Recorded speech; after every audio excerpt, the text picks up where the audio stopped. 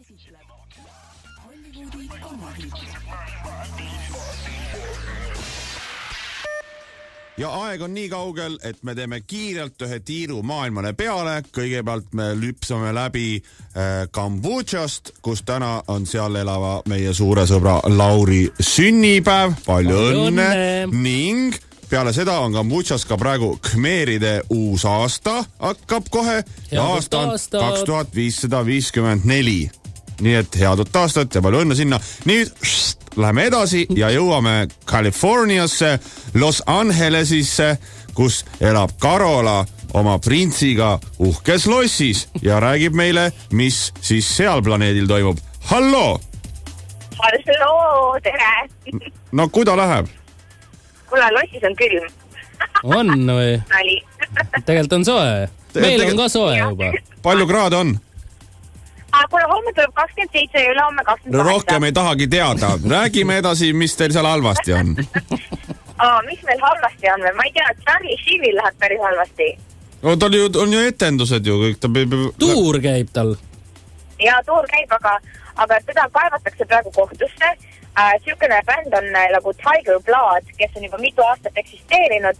Nemad tahavad kaevata Charlie Sheeni kohtusse sellepärast, et Charlie Sheen tahab võtta patenti sõnadele Tiger Blood. Ja, nii. Ja nemad on nemad on nagu pissed off, et mis mõttes nende bändi nime nüüd niimoodi hakatakse siis patenteerima ja siis tuleb sellest mingisugune hullem case. Raha tuleb välja pressida ja selle Charlie Sheenil põhimõtteliselt nagu kõik arvavad, et et nüüd kui ta sealt saatest ära tuli, et küll ta teenib igal pool mujal palju raha, aga tegelikult ta on väga palju raha kaotanud tänu sellele sarjale, et sponsorid ja kõik asjad, et see raha, mis ta on kaotanud, on umbes $100 miljonit pärast seda, kui ta lõpetas selle sarja tootmise ja selle sarja eest ta sai mingisugune $2 miljonit ühe osa eest, nii et juba selle tõttu on ta palju kaotanud. Ja selle tuuriga on ta miinuses, et alguses inimesed läksid, siis nendele ei meeldinud, siis levitati jutte, et on siit ja nüüd on mingi $20 miljonit miinuses sellega.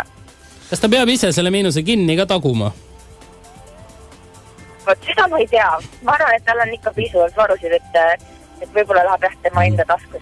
Või kindlustada äkki. Mis saab kõike kindlustada? Ja, mis see USA meedia nagu pakub, et mis see Charlie Sheeni tulevik on, et kas ta nagu tuleb asjast välja või lõpetab ta kuskil Rentslis? Ma ei tea, aga tead, see on nii naljakas, et siin kõik inimesed võtavad seda väga isiklikult, seda tema teemat, et kui tahad toidupoodi minna, siis toidupoe kõrval on kohe Charlie Sheeni täht siin Hollywood Boulevardil. Ja siis üks päev tulime toidupoest Kerliga ja siis mingisugune reporter küsis seal, would you like to comment on Charlie Sheen? Et kas te tahaksite Charlie Sheeni kohta kommentaari anda? Nüüd me Kerliga vaatame üksteisele otsa, et ei oska küll öelda midagi tema kohta. Et inimestel nagu tänava pealt ka küsitakse, et mis küll sellest Charlie Sheenist saab. Tulevik ongi ilmselt nende päralt, kes ei saa aru, et nende üle nalja tehakse, kes ise satuvad sellest mingi vaimustusse ja et nende üle nalja tehakse ja siis on ise ka lollakad peast. Aga mis veel? Siis paar nädalat tagasi me käisime ühel sünnipäeval ja sinna sünnipäevale ma mäletan, see sünnipäeva teema oli kabaree teema. Ja ma mäletan, et Kelly Osbourne tuli sinna 2 kääbusega ja siis ma mõtlesin, et issand jumal, et see on küll ühel nali, et minna kabaree üritusele 2 kääbusega, et nagu need kääbused oleksid tema aksessuaarid.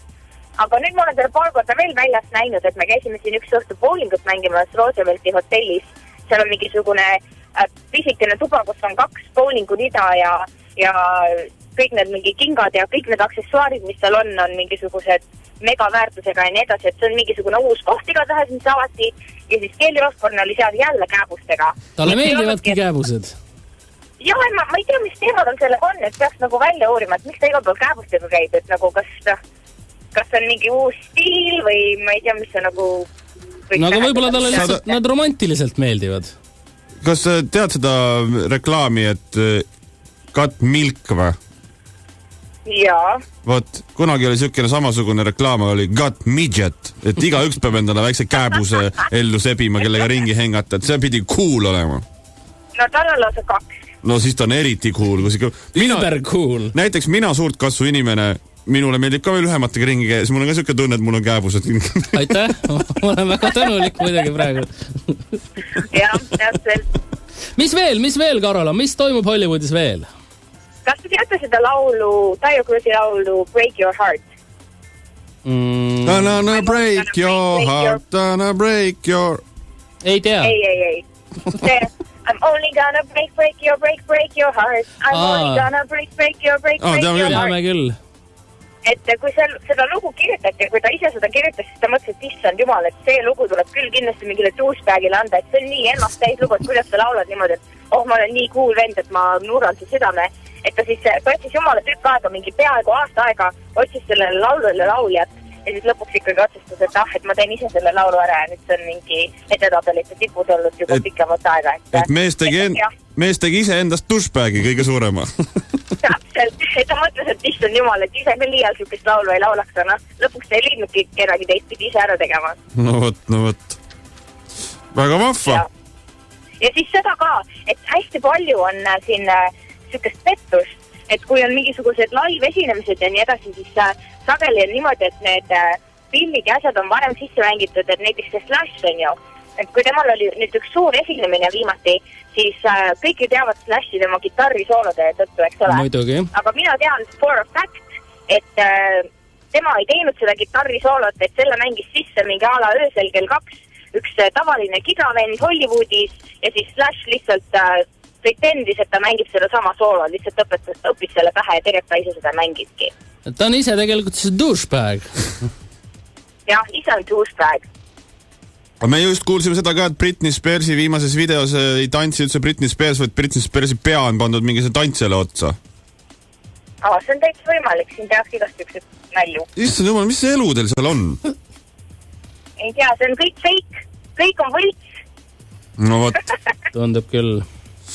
jah, Karol... aga muudes uudistes hea uudisega lõpetame Kerli uus single on iTunesis müügil ja nüüd see nädal on ta Billboardis number 3.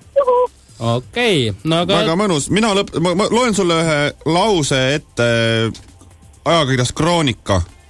Soovid? Okei.